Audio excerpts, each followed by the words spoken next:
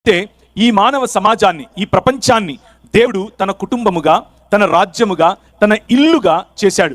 భూమి ఆకాశములు అనేటటువంటి ఒక దేవుని యూనిట్ను ఆయన తయారు చేశాడు.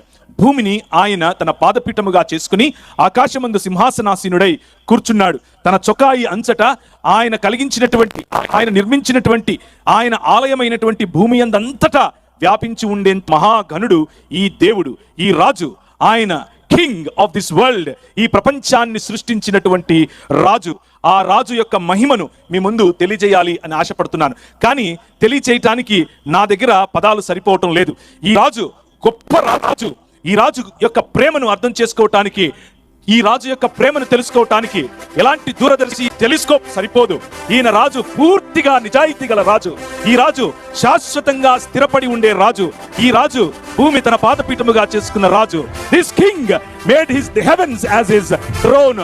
ఆయన తన సింహాసనముగా ఆకాశమును మలుచుకున్నటువంటి రాజు. ఆ రాజు గురించి ఈ సాయంకాలం మీ ముందు ప్రకటించబోతున్నాను.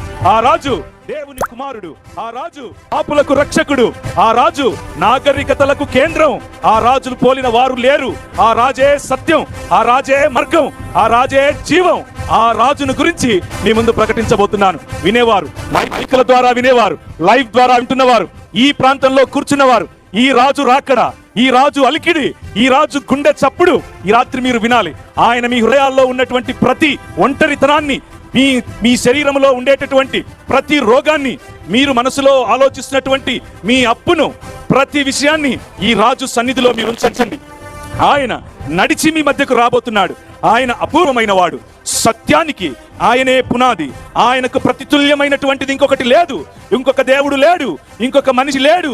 దావీదు రాజు ఆయనను గురించి పొగుడుతూ అంటున్నాడు, దేవా, ఈ భూమి ఆకాశంలో నీ మహిమను చాటుతున్నాయి, నేను నా గొంతెత్తి ఈ మహిమను చాటుతాను అని చెప్తున్నాడు. ఆ రాజు యొక్క కథనాన్ని మీ ముందు ఈరోజు ఉంచుతున్నాను.